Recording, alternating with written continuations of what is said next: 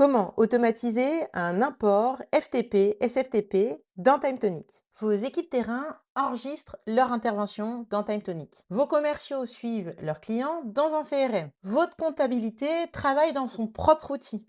Aujourd'hui, on va voir comment connecter TimeTonic avec votre autre système d'information dans les deux sens, sans aucun développement. Voici un schéma qui illustre le principe très simple de la circulation des données. Pour faire dialoguer TimeTonic à votre système d'information, on passe par un espace de stockage partagé, un serveur de fichiers hébergé par votre entreprise ou un partenaire. Première étape, l'accès au serveur. Avant de paramétrer quoi que ce soit dans TimeTonic, vous devez pouvoir vous y connecter avec un outil adapté à votre système d'exploitation. Là, pour l'exemple, c'est FilZilla, mais il en existe plein d'autres. C'est là que vous préparez les dossiers, ceux pour les exports, ceux pour les imports et éventuellement des dossiers d'archivage pour les fichiers déjà traités. On reviendra sur ce point au moment de l'import. Une fois l'accès en place, vous programmez dans TimeTonic les transferts automatisés. L'export dépose un fichier sur le serveur et l'import en récupère un. Vos autres outils font de même de l'autre côté. Maintenant, on réalise la configuration d'un import récurrent avec un archivage. On se rend dans une table de contact. Dans cette table de contact, on va configurer un import qui nous permettra d'avoir chaque semaine la mise à jour des informations des contacts et la création de lignes de nouveaux contacts. Avant de configurer l'import dans TimeTonic, on prépare deux prérequis côté serveur. Cet import de données arrive sur votre serveur. Premier prérequis, un dossier de réception, là où votre CRM va déposer les fichiers. Ici, le chemin, c'est homme dans le fichier TTC, situé dans le fichier d'Emilie, le fichier qui nous concerne, import, contact, CRM. Un deuxième prérequis, et c'est important, un sous-dossier nommé archive. Le fichier d'aujourd'hui vient d'être déposé dans le dossier de réception. Il contient une mise à jour de contact et un nouveau contact. On regardera après l'import ce que ça donne dans la table. Retournons dans notre espace de travail TimeTonic sur notre table Contact. Voilà l'état de ma table dans la vue filtrée par le client de la Société Générale. Il n'y a qu'une seule ligne de contact. Repérez bien le numéro de téléphone qui termine par 5678. On garde cet écran en tête, on y reviendra après l'import. Pour la configuration, allez dans Automatisation, synchroniser avec des fichiers externes, créer à partir d'un nouvel import, nommez votre import. Pour la connexion SFTP au serveur, identifiant port 22, même logique que tout à l'heure pour la configuration de l'export. Côté fichier, je joins le dossier de réception qu'on vient de préparer, qui est dans Emily Import Contact CRM. Pour le nom du fichier, on insère le nom identique au fichier reçu sur le serveur. Après, le tiré du bas, une étoile, le point et le format du fichier. Pourquoi une étoile? Parce que mon CRM exporte chaque semaine un fichier avec une date qui change.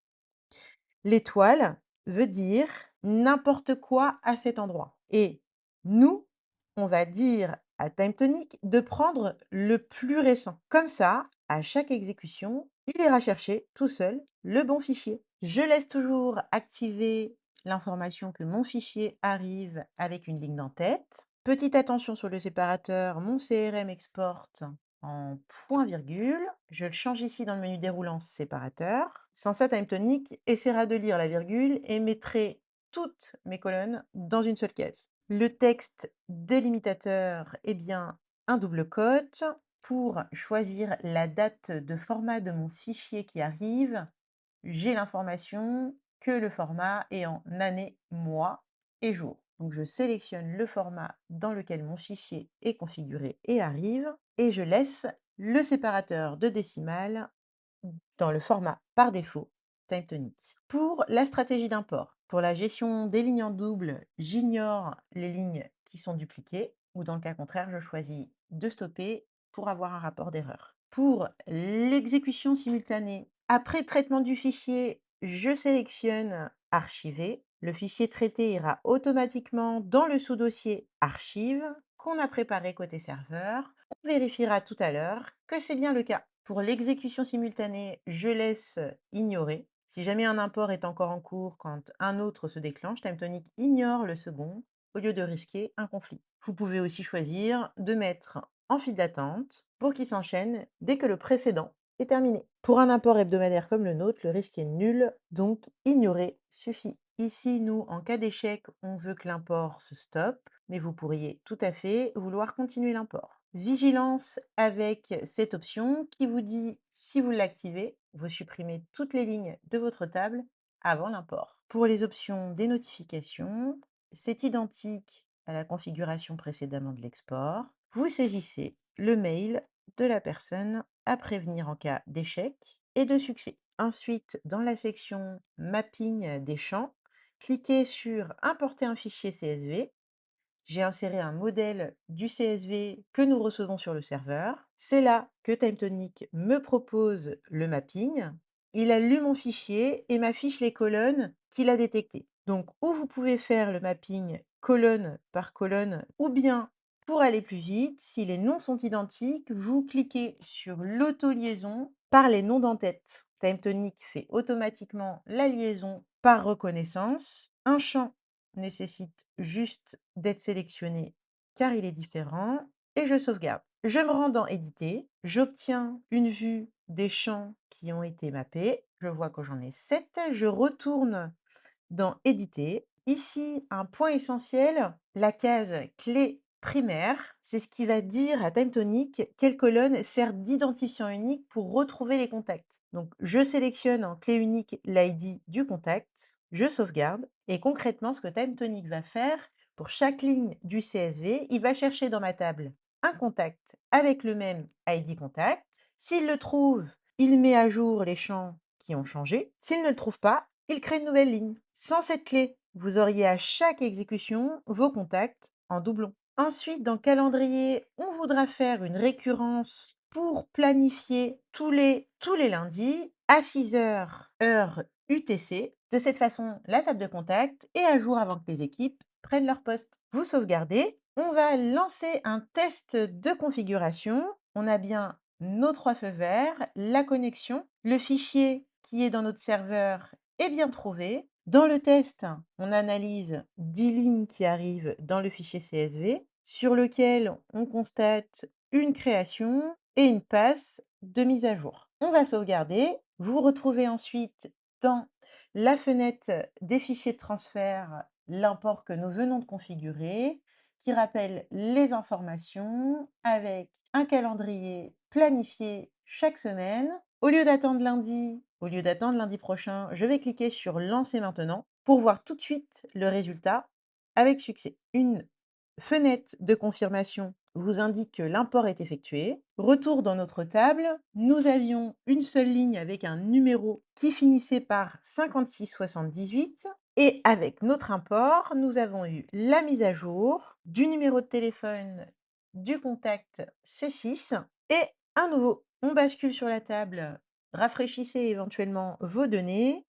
Souvenez-vous, nous avions un seul contact dans la vue Société Générale. Maintenant, nous en avons 2. On peut constater le premier point, le téléphone de la ligne C6 a été mis à jour. L'ancien finissait par 5678, le nouveau finit par 9999. TimeTonic a trouvé sa ligne grâce à son ID contact, qu'on avait défini comme clé et a mis à jour uniquement le champ de téléphone. Pas de doublon, pas de perte de données. Deuxième point, ligne C9, Rousseau-Élodie, juriste chez la Société Générale. Cette ligne n'existait pas hier. TimeTonic a vu un nouvel ID dans le CSV et a créé la ligne automatiquement avec le lien vers la Société Générale dans la table du client. Vérifions maintenant l'archivage côté serveur. Je retourne dans mon fichier import contact CRM. Je n'ai plus le fichier que nous avons importé. J'ouvre l'archive et je constate que mon fichier a été archivé avec un ajout de la date effective où a été effectué l'import. Voilà, vous l'aurez sûrement saisi, la puissance de planifier un import de données. Vous avez un système qui tourne de façon autonome. Votre dossier de réception reste propre. Vos archives s'enrichissent semaine après semaine et vous gardez une traçabilité complète. En quelques minutes, on a connecté TimeTonic à deux blocs de votre système d'information pour la comptabilité d'un côté ou le CRM de l'autre, qui ne nécessite pas d'intégration sur mesure, pas de développement et pas de connexion à une API. Et nous venons de voir là seulement deux exemples. Maintenant, à vous d'explorer les usages correspondant à vos enjeux, comme pour faire des sauvegardes régulières sur vos données, archiver vos données qui sont anciennes, ou encore alimenter un outil de reporting. Pour aller plus loin, retrouvez le lien de l'article en description de cette vidéo. Il ne vous reste plus qu'à tester.